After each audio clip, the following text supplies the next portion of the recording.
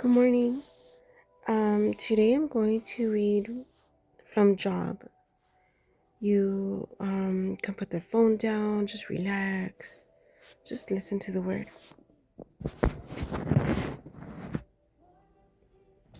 Hopefully it doesn't make me cry because first time I read this, it made me cry.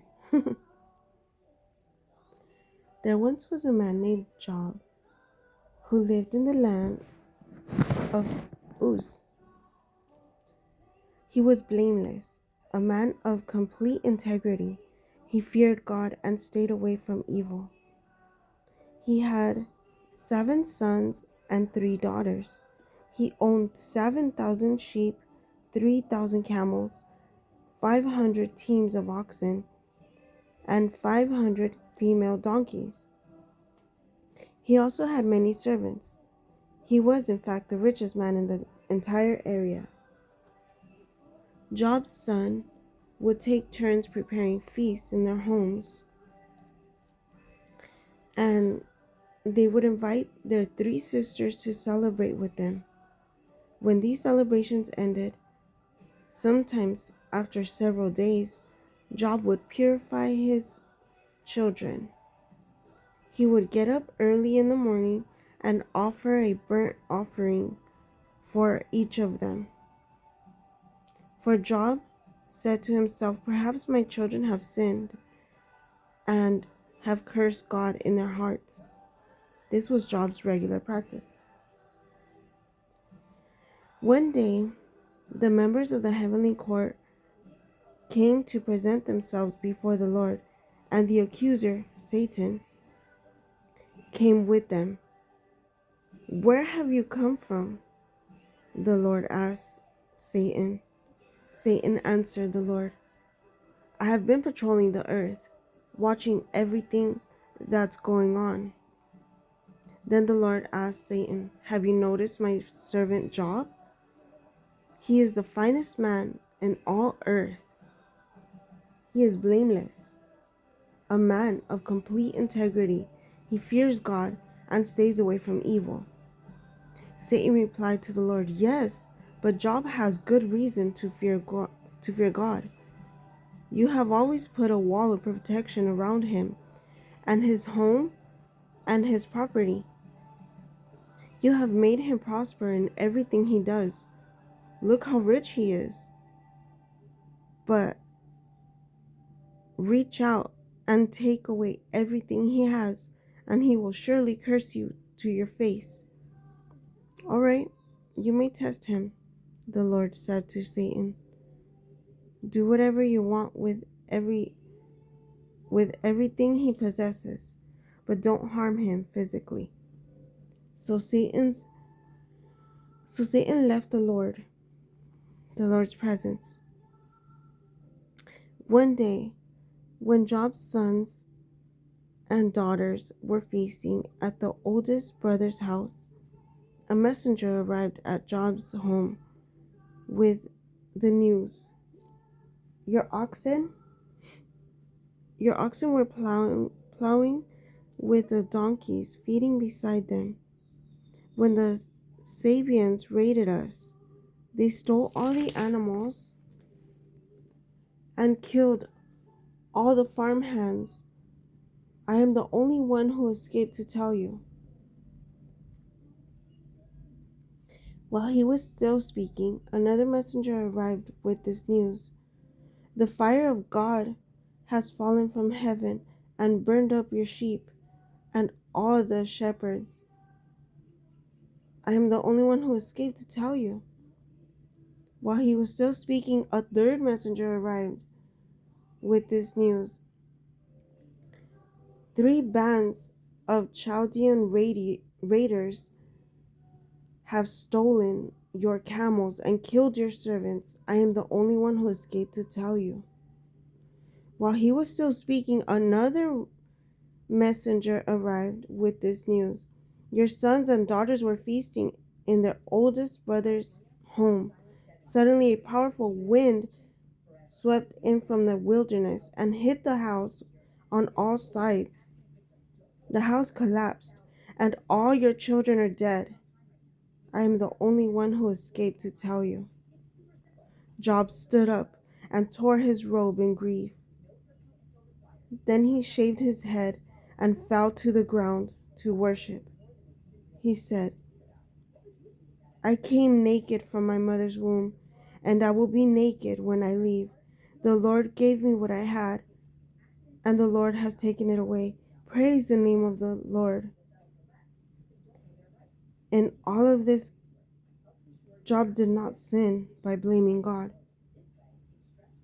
One day, the members of the heavenly court came again to present themselves before Yahweh, and the accuser, Satan, came to with them. "Where have you come from?" Yahweh asked Satan. Satan answered the Lord, "I have been patrolling the earth, watching everything that's going on." Then the Lord asked Satan, "Have you noticed my servant Job? He is the finest man in all the earth. He is blameless, a man of complete integrity. He fears God and stays away from evil. And he has maintained his integrity, even though you urged me to harm him without cause." Satan replied to Yahweh, "Skin for skin.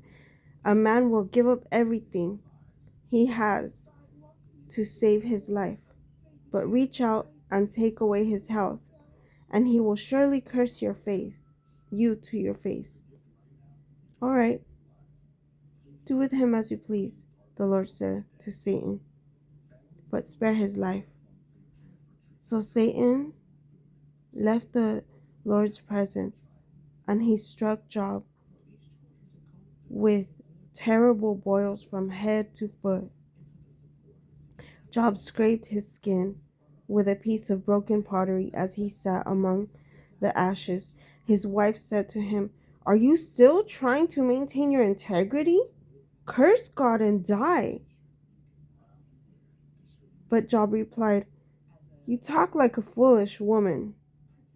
Should we accept only good things from the hand of God and never anything bad?" So in all this, Job said nothing wrong.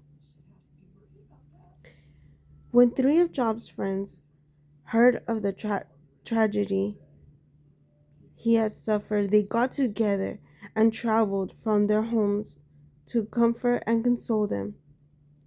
Their names were Eliphaz the Temanite, Bildad the Shuhite, and Zophar the Namathite. Excuse me. When they saw Job from a distance, they scarcely recognized him. Wailing loudly, they tore their robes and threw dust into the air over their heads to show their grief. Then they sat on the ground with him for 7 days and nights. No one said a word to Job, for they saw that his suffering was too great for words. At last, Job spoke, and he cursed the day of his birth. He said, "Let the day of my birth be erased, and the night I was conceived. Let that day be turned to darkness. Let it be lost even to God on high, and let no light shine on it. Let the darkness and utter gloom claim that day for its own.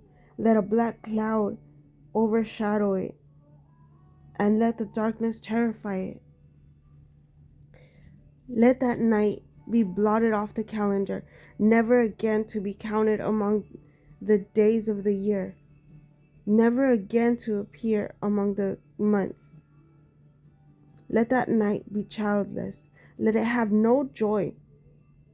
Let those who are experts at cursing, whose curse whose cursing could rouse Leviathan, curse that day. Let its morning stars remain dark. Let it hope for light, but in vain. May it never see the morning light. Curse that day, for that failing for failing to shut my mother's womb, for letting me be born to see all this trouble. Why was I born? Why wasn't I born dead? Why didn't I die as I came from the womb? Why was I laid on my mother's lap? Why did she nurse me at her breast? Had I died at birth, I would now be at peace. I would be asleep and at rest. I would rest with the world's kings and prime ministers, whose great buildings now lie in ruins. I would rest with princes rich in gold, whose palaces were filled with silver. Why wasn't I buried like a stillborn child, like a baby who never lives to see the light? For in death the wicked cause no trouble, and the weary are at rest. Even captives are at ease in death, with no guards to curse them. Rich and poor are both there, and the slave is free from his master. Oh, why give light to those in misery, and life to those who are bitter?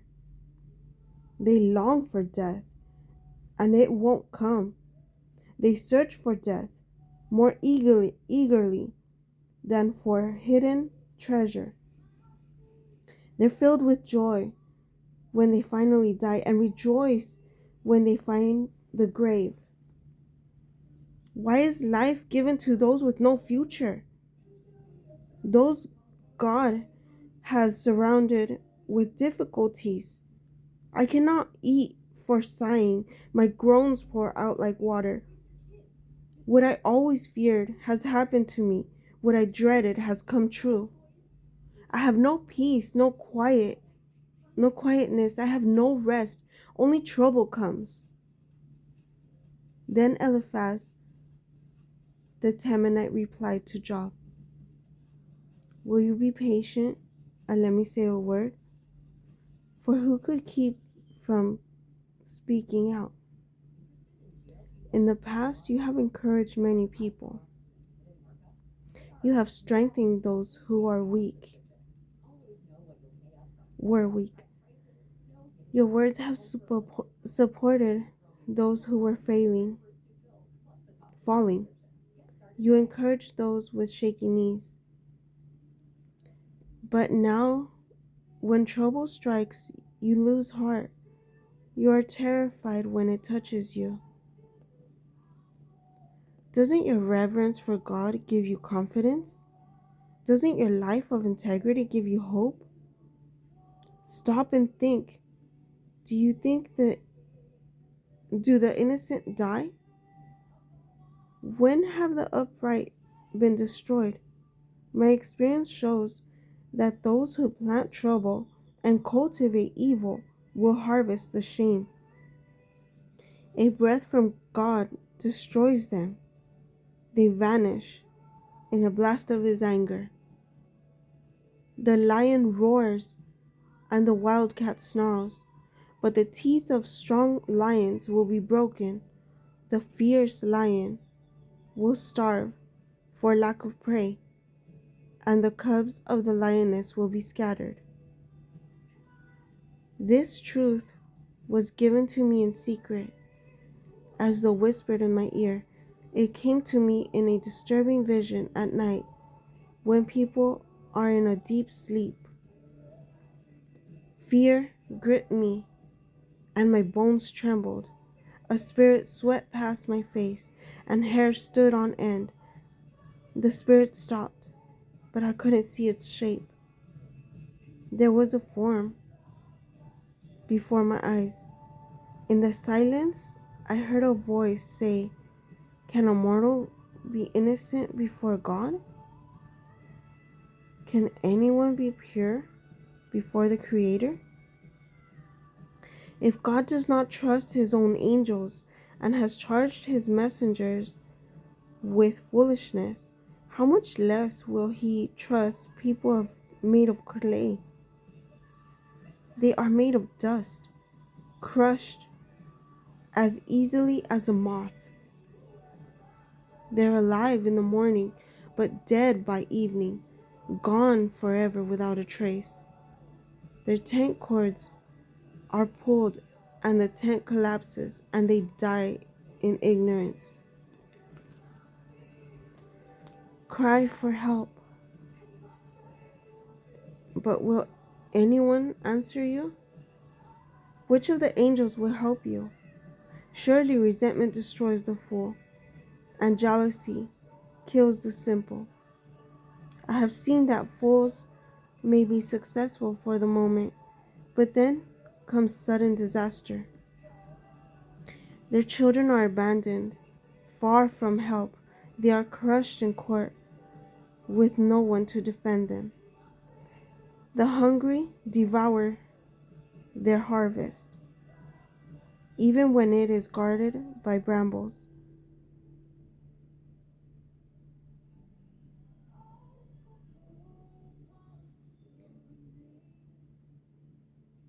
The thirsty pant after their wealth, but evil does not spring from the soil, and trouble does not sprout from the earth. People are born for trouble, as readily as sparks fly up from a fire. If I were you, I would go to God and present my case to him. He does great things too, marvelous to understand. He performs countless miracles. He gives rain for the earth and water for the fields. He gives prosperity to the poor and protects those who suffer. He frustrates the plans of schemers, so the work of their hands will not succeed. He traps the wise in their own cleverness, so their cunning schemes are thwarted. They find it they find it is dark in the daytime, and they grope at noon as if it were night. He rescues the poor from the cutting words of the strong, and rescues them from the clutches of the powerful. And so at last the poor have hope, and the snapping jaws of the wicked are shut. But consider the joy of those corrected by God. Do not despise the discipline of the Almighty when you sin. For though he wounds, he also bandages. He strikes, but his hands also heal. From 6 disasters, he will rescue you. Even in the 7th, he will keep you from evil. He will save you from death in time of famine, from the power of the sword in time of war. You will be safe from slander and have no fear when destruction comes. You will laugh at destruction and famine. Wild animals will not terrify you. You will be at peace with the stones of the field, and its wild animals will be at peace with you.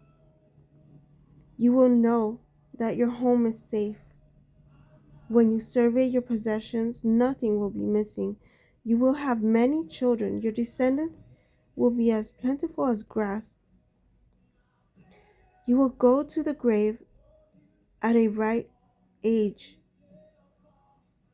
old age, like a sheaf in of grain harvested at the proper time. We have studied life and found all this to be true. Listen to my counsel and apply it to yourself. Then Job spoke again. If my misery could be weighed and my troubles be put on the scales, they would outweigh all the sands of the sea. That is why I spoke impulsively. For the Almighty has struck me down with his arrows. Their poison infects my spirit. God's terrors are lined up against me. Don't I have a right to complain? Don't wild donkeys bray when they find no grass, and oxen bellow when they have no food? Don't people complain about unsalted food? Does anyone want the tasteless egg, taste, tasteless white of an egg? My appetite disappears when I look at it. I gag at the thought of eating it. Oh, that I might have my request, that God would grant my desire. I wish He would crush me. I wish He would reach out His hand and kill me. At least I can take comfort in this. Despite the pain, have not denied the words of the Holy One, but I don't have the strength to endure. I have nothing to live for. Do I have the strength of a stone? Is my body made of bronze? No, I am utterly helpless without any chance of success. One should be kind to a fainting friend, but you accuse me without any fear of the Almighty. My brothers, you have proved as unreliable as a seasonal brook that overflows its banks in the spring when it is swollen with ice and melting snow. But when the hot weather arrives, the water disappears, the brook vanishes in the heat. The caravans turn aside to be refreshed, but there is nothing to drink, so they die. The caravans from Tema search for this water. The travelers from Sheba hope to find it. They count on it, but are disappointed. When they arrive, their hopes are dashed. You too have given no help. You have seen my calamity, and you are afraid. But why? Have I ever asked you for a gift? Have I begged for anything of yours for myself? Have I asked you to rescue me from my enemies or to save me from the ruthless people? Teach me, and I will keep quiet. Show me what I have done wrong. Honest words can be painful, but what do your criticisms amount to? Do you think your words are convincing when you disregard my cry of desperation? You would even send an orphan into slavery or sell a friend. Look at me. Would I lie to your face?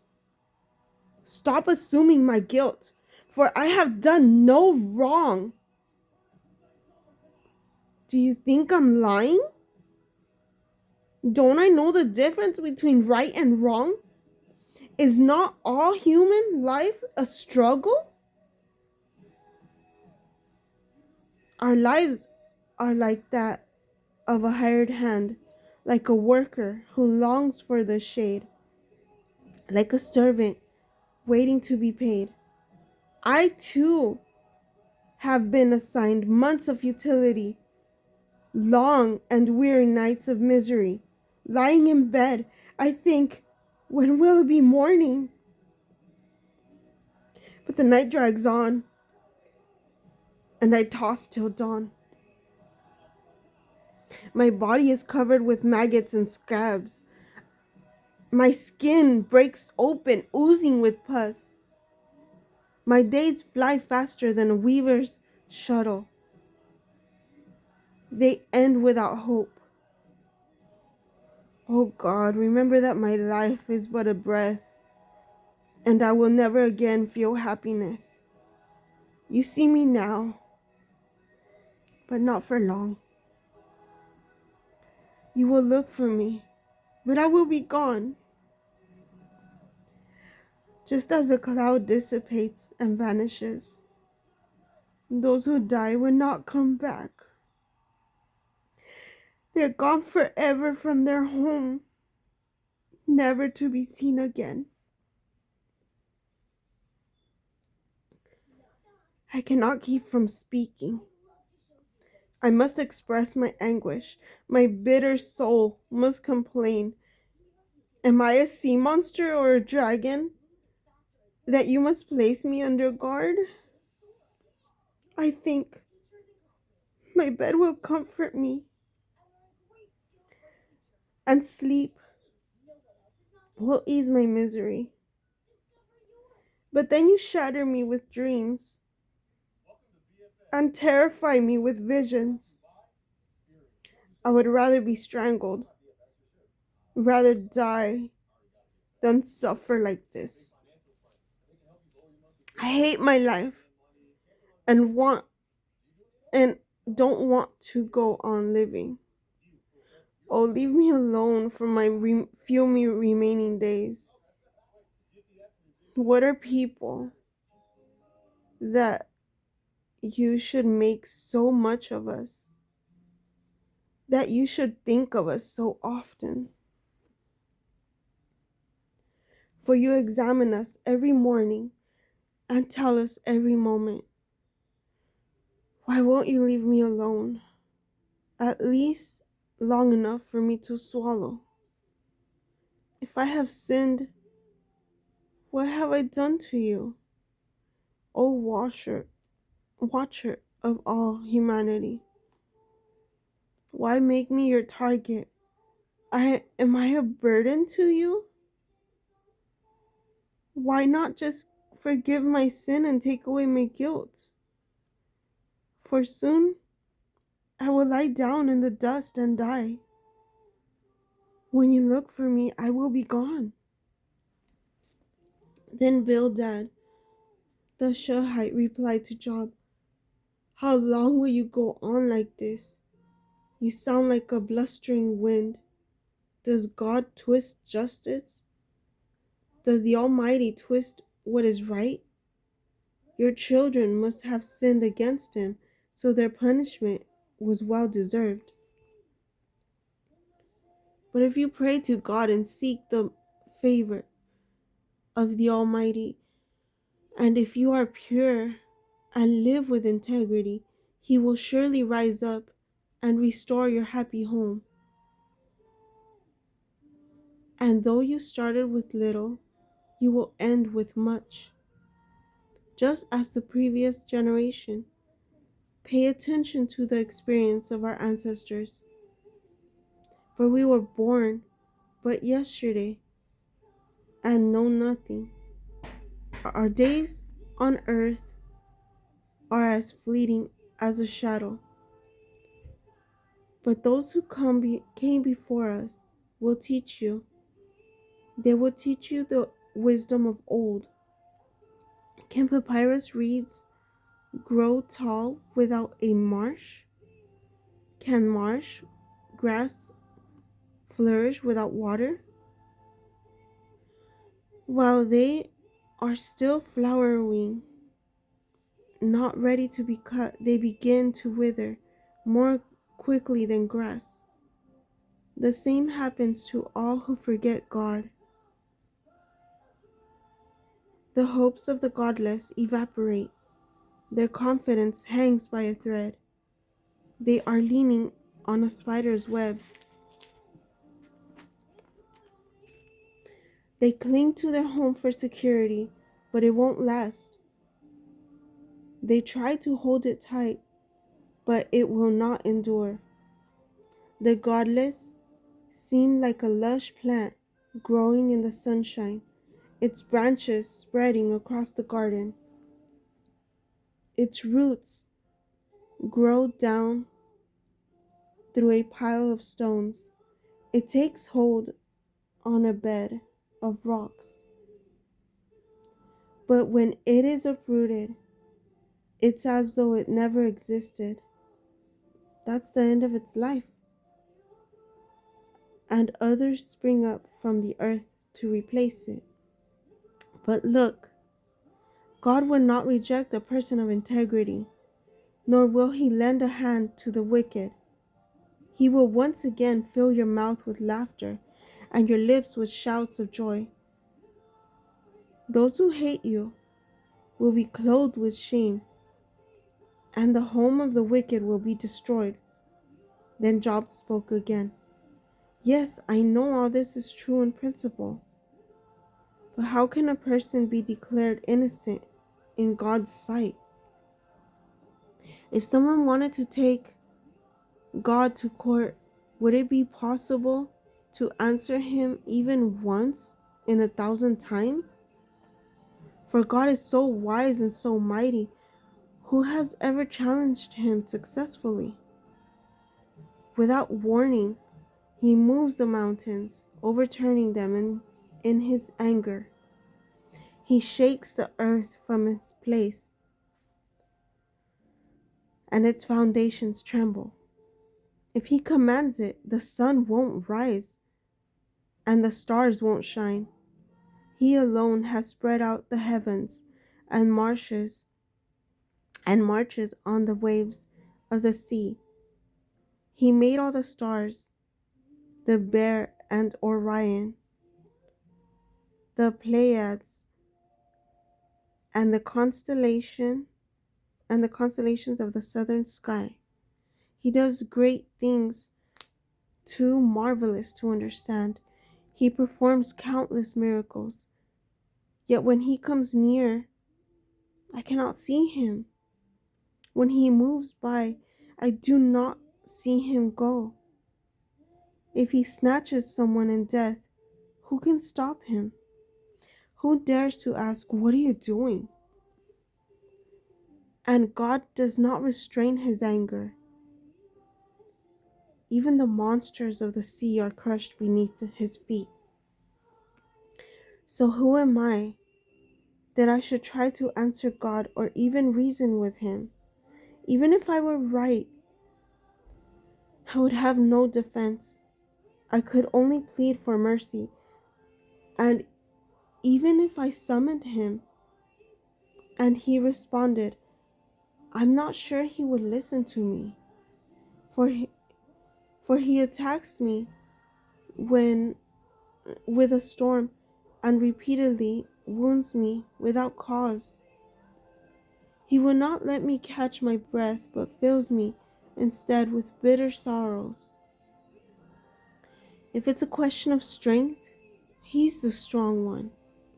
If it's a matter of justice, one dares to summon him to court.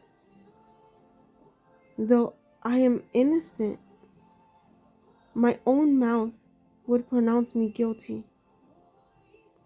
Though I am blameless, it would prove me wicked. I am innocent, but it makes no difference to me. I despise my life. Innocent or wicked, it is all the same to God. That's why I say he destroys both the blameless and the wicked. When a plague sweeps through, he laughs at the death of the innocent. The whole earth is in the hands of the wicked, and God blinds the eyes of the judges. If he's not the one who does it, who is? My life passes more swiftly than a runner. It flees away without a glimpse of happiness. It disappears like a swift papyrus boat, like an eagle swooping down on its prey. If I decided to forget my complaints, to put away my sad face and be cheerful, I would still dread all the pain. For I know you will not find me innocent, O God. Whatever happens, I will be found guilty. So what's the use of trying? Even if I were to wash myself with soap and clean my hands with lye, you would plunge me into a muddy ditch, and my own filthy clothes would hate me.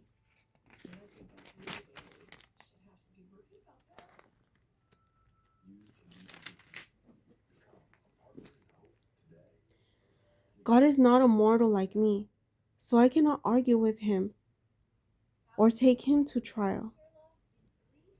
If only there were a mediator between us, someone who could bring us together. The mediator could make God stop beating me, and I would no longer live in terror of his punishment. Then I could speak to him without fear, but I cannot do that in my own strength. I am disgusted with my life. Let me complain freely. My bitter soul must complain. I will say to God, don't simply condemn me. Tell me the charge you are bringing against me. What do you gain by oppressing me? Why do you reject me, the work of your own hands, while smiling on the schemes of the wicked? Are your eyes like those of a human? Do you see things only as people see them? Is your lifetime only as long as ours? Is your life so short that you must quickly probe for my guilt and search for my sin?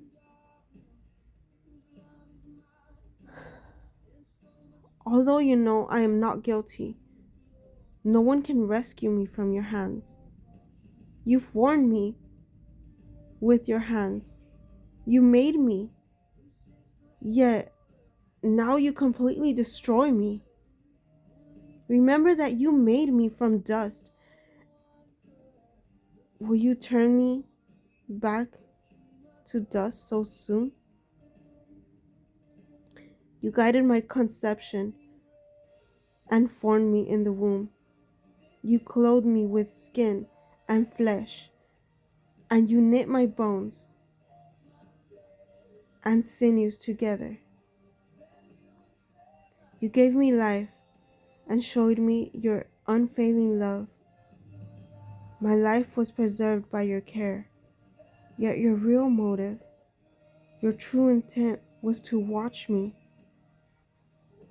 And if I sinned, you would not forgive my guilt. If I am guilty, too bad for me. And even if I'm innocent, I can't hold my head high because I am filled with shame and misery. And if I hold my head high, you hunt me like a lion and display your awesome power against me. Again and again, you witness against me. You pour out your growing anger on me and bring fresh armies against me. Why, then, did you deliver me from my mother's womb? Why didn't you let me die at birth? It would be as though I had never existed, going directly from the womb to the grave.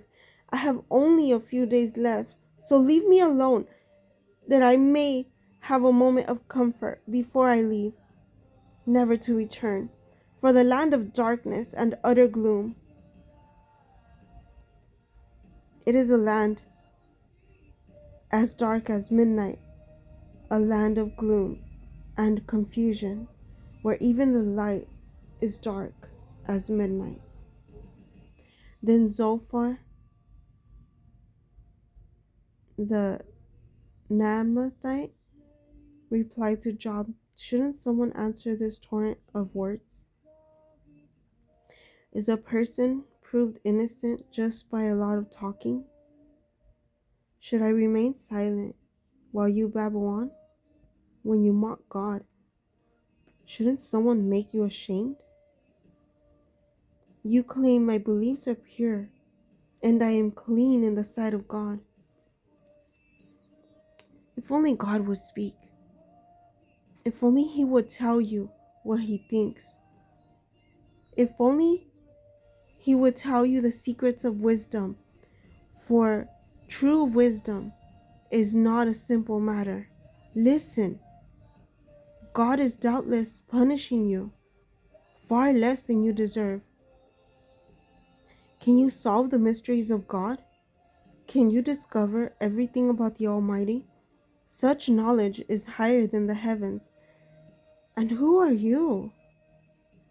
It is deeper than the underworld. What do you know? It is broader than the earth and wider than the sea. If God comes and puts a person in prison or calls the court to order, who can stop him? For he knows those who are false, and he takes note of all their sins. An empty-headed person won't become wise any more than a wild donkey can bear a human child. If you would if only you would prepare your heart and lift up your hands to him in prayer. Get rid of your sins and leave all iniquity behind you. Then your face will brighten with innocence. You will be strong and free of fear. You will forget your misery. It will be like water flowing away. Your life will be brighter than the noonday. Even darkness will be as bright as morning. Having courage will give you courage. Having hope will give you courage. You will be protected and will rest in safety. You will lie unafraid, and many will look to you for help. But the wicked will be blinded. They will have no escape. Their only hope is death. Then Job spoke again. You people really know everything, don't you? And when you die, wisdom will die with you. Well, I know a few things myself, and you're no better than I am. Who doesn't know these things you've been saying? Yet my friends laugh at me, for I call on God and expect an answer. I am a just and blameless man, yet they laugh at me. People who are at ease mock those in trouble. They give a push to people who are stumbling, but robbers are left in peace. And those who provoke God live in safety, though God keeps them in his power. Just ask the animals, and they will teach you. Ask the birds of the sky, and they will teach you. Speak to the earth, and it will instruct you. Let the fish in the sea speak to you, for they all know that my disaster has come from the hand of Yahweh. For the life of every living thing is in his hand, and the breath of every human being. The ear tests the words it hears, just as the mouth distinguishes between foods. Wisdom belongs to the aged, and understanding to the old. But true wisdom and power are found in God. Counsel and understanding are his. What he destroys cannot be rebuilt. When he puts someone in prison, there is no escape. If he holds back the rain, the earth becomes a desert. If he releases the waters, they flood the earth. Yes, strength and wisdom are his. Deceivers and deceived are both in his power. He leads counselors away, stripped of good judgment. Wise judges become fools. He removes the royal robe of kings. They are led away with ropes around their waist. He leads priests away, stripped of status. He overthrows those with long years in power. He silences the trusted advisor and removes the insight of the elders. He pours disgrace upon princes and disarms the strong. He uncovers mysteries hidden in darkness. He brings light to the deepest gloom. He builds up nations and he destroys them. He expands nations and abandons them. He strips kings of understanding and leaves them wandering in a pathless wasteland. They grope in the darkness without a light. He makes them stagger like drunkards. Look, I have seen all this with my own eyes and heard it with my own ears, and now I understand. I know as much as you do. You are no better than I am. As for me, I would speak directly to the Almighty. I want to argue my case with God against Himself. As for you, you smear me with lies. As physicians, you are worthless quacks. If only you could be silent. That's the wisest thing you could do. Listen to my charge. Pay attention to my arguments. Are you defending God with lies? Do you make your dishonest arguments for His sake? Will you slant your testimony in His favor? Will you argue God's case for Him? What will happen when He finds out what you're doing? Can you fool Him as easily as you fool people? No. You will be in trouble with Him if you secretly slant your testimony in His favor.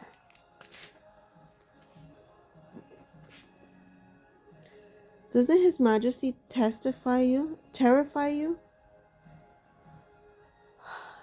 Doesn't your fear of Him overwhelm you?